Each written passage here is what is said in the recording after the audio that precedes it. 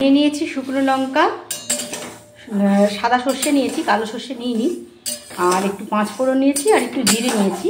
তো এটা আমি শুকনো খোলায় ভালো করে ভেজে নিচ্ছি। যেটা করব, কচি কচি আমগুলো, যে আমগুলো এখন পড়ছে, যেগুলো দেখছো প্রায় সকালবেলা উঠলেই প্রত্যেকে যাদের আম গাছ আছে দেখতে পাও আমগুলো পড়ে রয়েছে, সেইগুলোই আমগুলোকে একটু আচার বানিয়ে রেখে দেবে। যখন দরকার হবে মুড়ি মাখিয়ে খাবে, খেতে খুবই ভালো লাগে, সারা বছরই থেকে যাবে। কারণ এই ছোট আমগুলো পড়ে যাচ্ছে, তো এগুলো এখন আর নষ্ট হয়ে যায়, তো না পারবে তুমি এখন আমচুর করতে আর না কিছু আম করতে। সেজন্য আমি এগুলোকে যেটা করি, এটা ঘাঁটা আচার টাইপের করে রেখে দিই।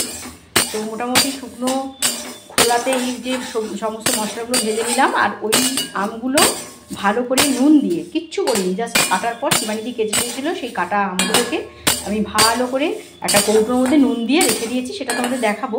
একদম মানে মাখো মাখো মাখনের মতন হয়ে গেছে, মানে পুরো গলে গলে গেছে।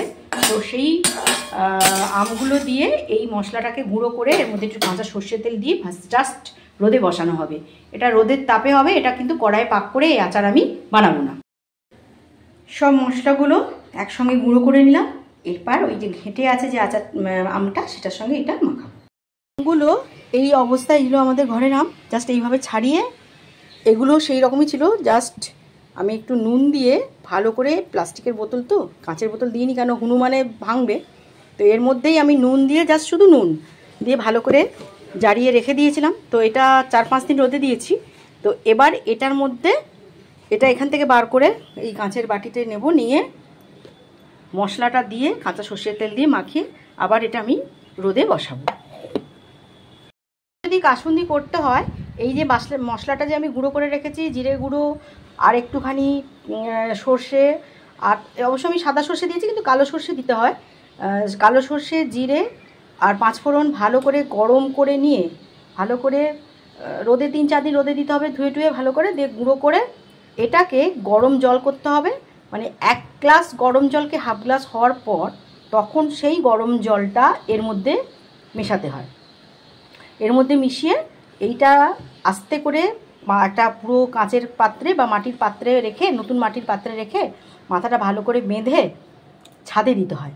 প্রথম 2 দিন ঠান্ডায় রাখতে হয়, তারপরে একটু ছাদে রাখতে হয়, আবার 2 দিন ঠান্ডায় দিতে হয়।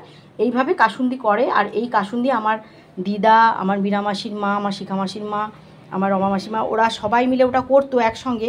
এবং অবশ্যই কাঁচা কাপড় পরে, এবং খুব মানতে হয়, মানে এটা মেনে করতে হয়। কারণ এইটা অক্ষয় তৃতীয়ার দিনই হতো। আমি মনে আছে আমার, অক্ষয় তৃতীয়ার দিন দিদারা সবাই লাল পাড় সাদা শাড়ি, হ্যাঁ লাল পাড় শাড়ি, যে কোনো লাল পাড় শাড়ি পরে, আলতা পরে, সুন্দর করে স্নান করেই এটা করতো। তো এখন আমাদের সময় কমে গেছে, এখন তো আর আমরা ওভাবে করতে পারবো না। তো চটজলদি অফিস কাছারি সামলে, স্কুল কলেজ সামলে, বাচ্চা সামলে আমরা যেভাবে আমের কাসুন্দিটা করব সেটা আমি দেখিয়ে দিচ্ছি। অ্যাকচুয়ালি কিন্তু যেটা কাসুন্দি হয় তার মধ্যে কোনো আম থাকে না, জাস্ট মশলাটাকেই সেভাবে রাখা হয়, তার মধ্যে কিন্তু আম থাকে না। তবে আমি এর মধ্যে একটু আম দিয়ে দেবো, আমটা মিশিয়ে এটাকে একটু করে দেখাবো। করে রাখা কাসুন্দি, যেটা আমার দিদারা করতো, মীরা মাসির মা আর শিখা মাসির মা, আমার দিদা, রমা মাসির মা, ওটা পাড়া মিলে সব করতো অক্ষয় তৃতীয়ার দিন। আর এইটা মশলার মধ্যে, যে মশলা তোমাদের আগে দেখিয়েছি, জিরে আর একটুখানি শুকনো লঙ্কা, একটু নিয়েছি রাই সর্ষে, সমস্ত গুঁড়ো করে রেখে দিয়েছি। এই মশলাটা, যেটা আমি, এইটা দেখো, এটা হচ্ছে সেই আমটা, যে আমটা আমি কয়েকদিন ধরে শুধু রোদের মধ্যে দিয়ে এসেছিলাম নুন মাখিয়ে। তো এর মধ্যে আমি জাস্ট দিয়ে দেবো, এখন পুরোটা দেবো না কারণ অত মশলা আমার লাগবে না। এখানে অন্তত আমি 3-4 চামচ মশলা নিয়ে নিলাম।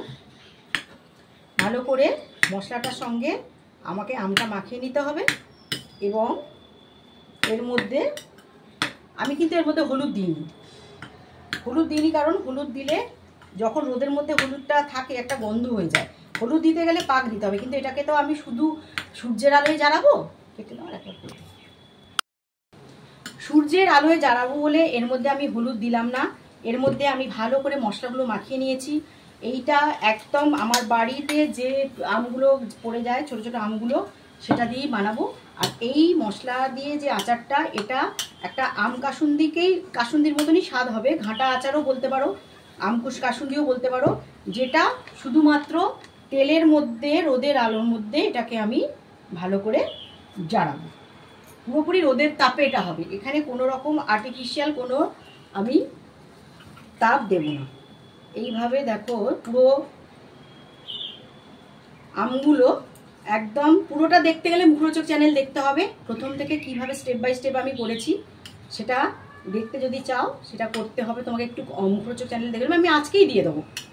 এই যে এইটা হচ্ছে সেই আচার যার মধ্যে শুধু কাঁচা সর্ষের তেল, ঘন ঘাটা আম, রোদে তপ্ত আম, আর বিভিন্ন রোদে তপ্ত মশলা, জিরে গুঁড়ো, শুকনো লঙ্কা, আর রাই সর্ষে গুঁড়ো, আর কাঁচা সর্ষে।